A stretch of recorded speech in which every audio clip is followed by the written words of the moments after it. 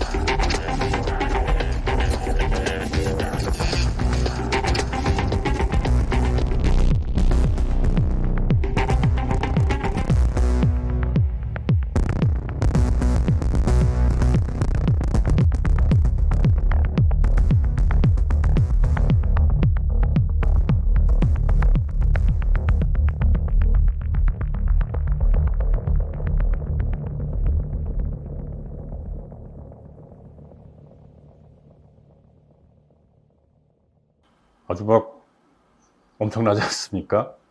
이런 공간에서 페스티벌이 열린다는 것이 진짜 장관이죠. 우선 이 크라프트워크 베를린이라고 하는 공간은 발전소입니다. 발전소인데 1960년도에 제작을 해서 만든 그런 발전소이고, 실제로 베를린의 어떤 난방을 위해서 만들어진 곳이었는데, 지금은 그런 역할을 하지 않고 2005년 정도에 이제 새롭게 리뉴얼이 된 겁니다. 그러니까 건물 자체가 하나의 기존의 생명력을 다해서 새로운 생명력을 불어넣은 거라고 보면 될 수 있죠. 테이트 모던 같은 런던의 건물이라든가, 저희 동네에도 있어요. 저 합정동에 당인리 발전소라고. 당인리 발전소도 이제 강남에 이렇게 전기를 공급하기는 하는데, 이제 다 시민을 위한 공간으로 새롭게 리뉴얼 되고 있습니다. 베를린 아토날은 포스터에서 보면 아실 수 있을 것 같아요. 어떤 느낌인지. 이게 포스터야?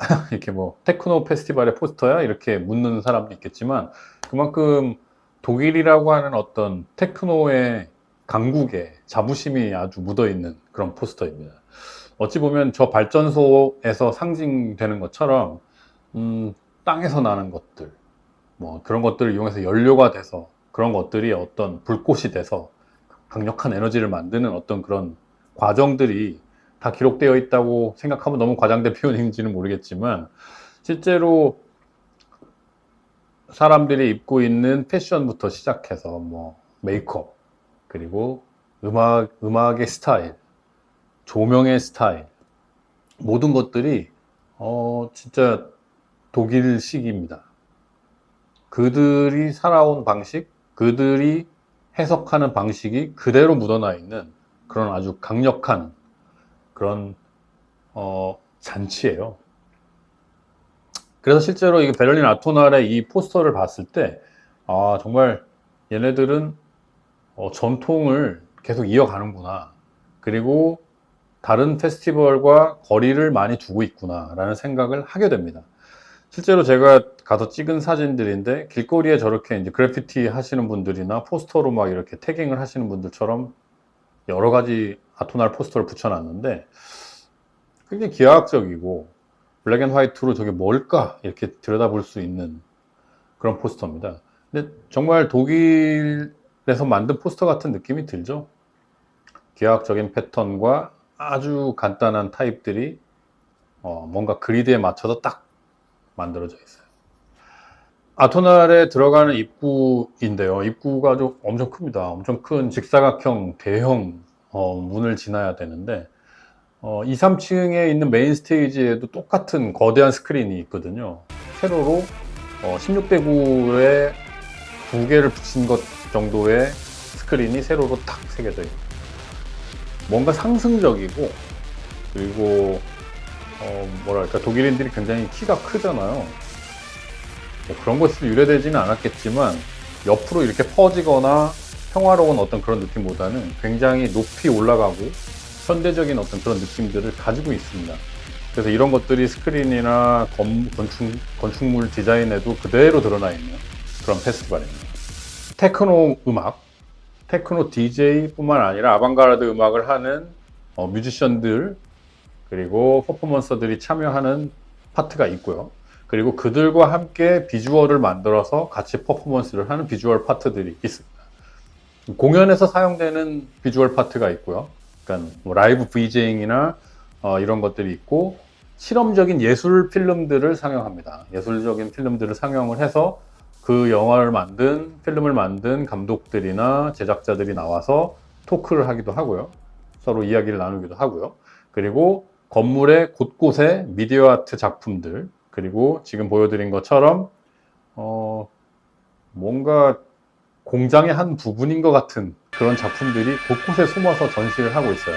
그래서 공연장뿐만 아니라 그 크라프트워크 안을 지날 때 아주 재미가 쏠쏠합니다. 여러 군데에서 조명을 이용한 미디어 아트, 뭐랄까요, LED나 움직이는 키네틱 아트들이 다 숨어 있어서 이런 것들을 볼 수 있는 그런 공간이기도 합니다.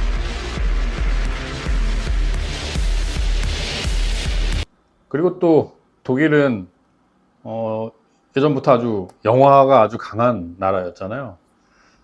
파리 텍사스를 만들었던 빔 벤더슨이라든가 파스빈더 같은 60, 70년대부터 시작해서 아주 세계의 영화를 아주 호령했던 그런 아주 뭐랄까요, 전성시대가 있었죠.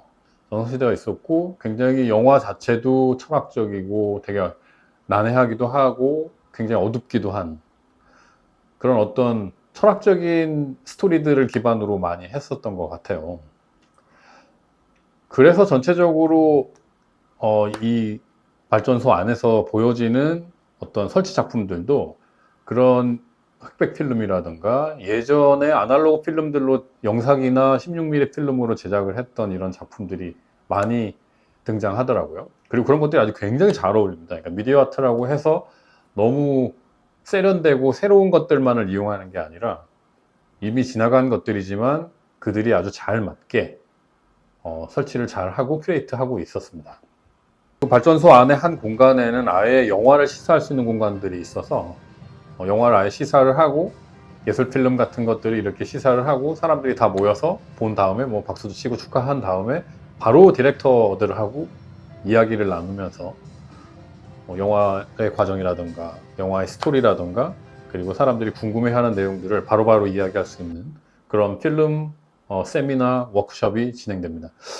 이런 것들이 아주 참 보기 좋은 것 같습니다. 이게 발전소 안에서 뭔가 이런 문화적인 교류 프로그램들이 계속 생긴다는 게 참 바람직하고요. 우리 서울에서도 이제 이런 일들이 좀 있었으면 하는 그런 바람들이 있어요. 아토날은 이런 실험적인 아방가르드한 음악, 미술, 무용, 컨템포러리 뭐 여러 가지 것들이 다 이렇게 결합된 형태로 벌어지는 한 3, 4일 정도 하는데 이 발전소 안에서 벌어지는 페스티벌입니다. 요 안에는 검은 옷과 막 검은 화장을 한 그런 어떤 테크노 덕후들도 굉장히 많지만 할아버지 할머니들까지도 있고 동네 아저씨들도 이렇게 오셔가지고 이렇게 맥주 드시면서 춤추고 놀고 어린이들하고 같이 목마 태워서 이렇게 테크노 음악을 즐기는 모습을 볼 수가 있거든요. 그래서 어찌 보면 제가 되게 놀란 부분 중에 하나인데 뭐 이렇게 사람들이 열차나 버스에서 이렇게 책을 보는데 이렇게 두꺼운 책들을 봐요.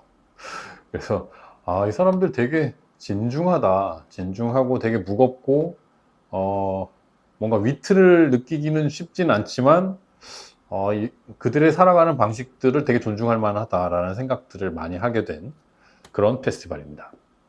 S036 클럽을 이야기하고 싶은데요. 뭐 다름이 아니라 70년대, 80년대에 분명히 독일에서도, 베를린에서도 이런 거대한 클럽이 나오기 전에 작은 클럽에서부터 이런 서브컬처들은 시작됐을 거거든요. 거기에 시초로 S036이라는 클럽을 이렇게 소개합니다. 우편번호에서 나온 거예요. S036이라고 하는 게. SO가 독일어로 남동쪽, 뭐 이런 뜻이랍니다. 여기에서 한마디로 말해서 막 펑크 무브먼트 뭐 할 거 없이 막 다양한 어떤 계층들, 인종들, 젠더들이 막 모여서 소수지만 그들이 목소리를 내고, 그리고 대중문화와 아니면 기존의 어떤 문화 속에서 아주 갈등을 막 만들면서 이렇게 보더라인을 치고 나오는 거죠.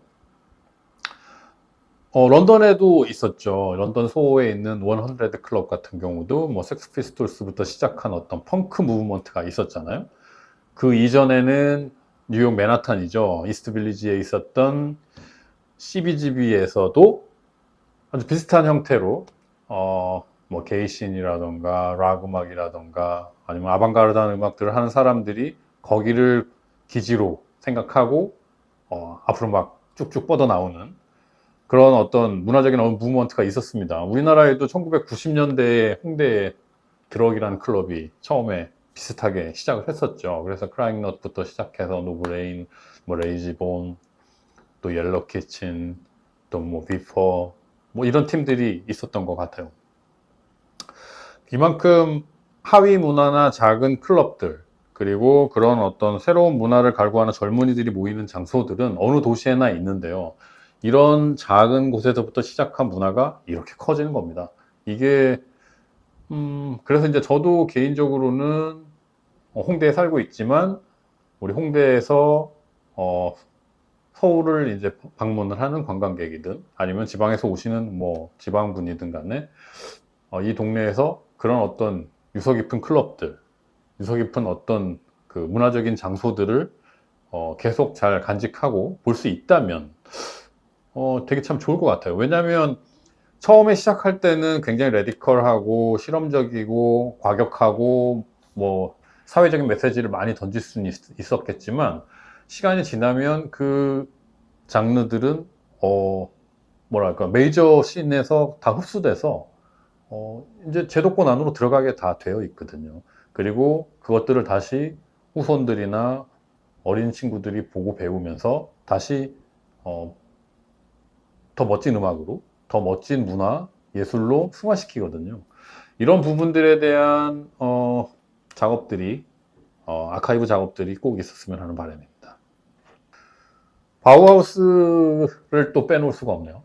제가 그래픽 디자인을 전공한 사람이라서 더 그런지 모르겠지만 베를린을 가면 항상 떠오르고 항상 방문하게 되는 곳이 바우하우스인 것 같습니다. 바우하우스는 100년 전에 이제 만들어졌던 그런 실험적인 학교죠. 오래 존속되었던 학교는 아니지만 20세기 디자인 교육에 있어서는 전 세계에 끼친 영향이 어마어마한 학교입니다. 그리고 그 아카이브가 베를린에 그대로 남아있죠. 규모가 아주 크진 않지만 항상 갈 때마다 꼭 들리는 그런 곳인데 이곳에서 본 사진이 저는 너무 재밌었어요. 그러니까 선생님과 학생들이 같이 뭔가 제도를 하는 이런 디자인 교육이겠죠? 이런 수업을 하는 건데 이렇게 45도 정도로 이렇게 몸을 기울여서 뭔가 그림을 그리고 있는 장면입니다. 독일인들이 가지고 있는 어떤 의식적인 흐름, 그리고 그들이 좋아하는 어떤 각도, 뭔가 이런 걸 표현한 사진인 것 같아서 그들이 만든 작업들이나 이런 모습들을 보면 이렇게 안정적인 직선 구도나 아주 수직적인 구도보다는 뭔가 약간은 좀 더 폰트로 따지면 이탈릭 폰트죠. 액션을 취하고 있는 것 같고 계속 움직이고 있는 사람들 같은 그런 어떤 강렬한 어떤 모습들을 상상하게 되는 것 같아요. 바우하우스는 그로피우스의 어떤 디자인으로 되어 있는 저 이렇게 둥그렇게 되어 있는 저 천정 디자인이 되게 앙증맞다 그래야 되나? 되게 참 재미있고, 근데 사실 그 안에 가보면 카페도 되게 작고 아카이브도 좀 작아서 항상 좀 뭐랄까요? 좀 부족하다는 생각을 했었는데, 이번에 보니까 5층짜리 새로운 아카이브 건물을 새로 짓는다고 합니다. 2025년에 일부가 이제 완성이 된다고 하는데, 유리로 된 건물이기도 하고, 계속 아까 아토날에서 들어갈 때 그 이렇게 입구에서부터 스크린에서 느껴졌던 어떤 직사각형을 세로로 둔 그런 상승 구조로 되어 있는데, 바우하우스의 원 건물에서 좀 떨어져서 이렇게 짓더라고요. 떨어져서 좀 짓고, 작지만 되게 크게 보이는 그런 시각 효과가 있는 것 같아요. 그림으로 봤을 때는. 그리고 뭐 꼭대기층이 이제 전망대로 만들고 1, 2, 3층은 세미나와 워크숍을 하는 그런 공간이라고 합니다. 되게 궁금하고 완성이 될 때쯤 꼭 한번 방문하고 싶은 그런 건축물입니다. 독일이 건축에 있어서는 정말 굉장하잖아요. 이 부분에 있어서는 타의 추종을 불허하는 것 같습니다. 이 사진은 제가 베를린에서 버스 타고 가면서 버스 안에서 찍은 사진인데, 시내 한복판에 있는 홀로코스트 기념관입니다. 2,700개의 묘비가 안에 들어가면 길을 잃게 되는 그런 구조로 되어 있는, 시내 한복판에 저런 묘지가 있다는 것도 놀랍기도 하지만 저 묘지 자체가 전쟁에 대한, 유대인에 대한 어떤 학살에 대한 사과와 사죄, 그런 것들을 담고 있다는 게 너무 놀라운 것 같아요. 어찌 보면 이런 거죠. 도쿄의 한복판에, 시부야에 일제시대 때 강제징용되거나 뭐 안타깝게 목숨을 잃었던 우리 어르신들, 그들을 기념하고 사죄하고 하는 의미로 한 2,000개의 묘를 시내 한복판에 만들었다고 가정을 하면 됩니다. 하지만 현실적으로는 분명히 두 나라의 차이는 있죠. 이런 나라에서 자신들의 어떤 살아왔던 환경들, 그리고 그거를 즐거움과 오락과 예술로 승화시키기 위한 문화적인 어떤 갈등들, 이런 것들이 폭발하면서 대중문화들을 만들어가는 과정들. 왜냐하면 독일은 진짜 이 문화적으로 좀 강력했던 부분들이 있는 것 같아요. 특히 이런 클럽 컬처에 있어서는요. 러브 퍼레이드라고 하는 아주 유명한 퍼레이드가 있었죠. 지금은 이제 더 이상 하지는 않고 있지만 수없이 많은 사람들이 거리에 나와서 춤을 추고 행진하는 어떤 그런 것들이 있었는데, 그런 과거의 어떤 경험들이 새로운 세대들에 의해서 또 새롭게 계속 발전되고 새롭게 만들어지는 것 같거든요. 아토날 같은 경우는 그런 예라고 볼 수 있는 것 같고요. 한동안 클럽을 문을 닫고 새로운 자리를 찾아 헤매고 있었지만, 이렇게 거대한 크라프트워크 베를린을 찾아서 여기에서 매년 8월에 아주 강력한 테크노 페스티벌을 열고 있습니다. 꼭 베를린을 찾으실 때 여름에 한번 들려서 그들의 테크노 문화와 독일인들이 재미있게 놀고 있는 모습들을 꼭 체험하실 수 있으면 좋겠습니다. 오늘은 여기까지고요. 다음에는 바르셀로나의 소나르 페스티벌을 한번 같이 가보도록 하겠습니다. 감사합니다.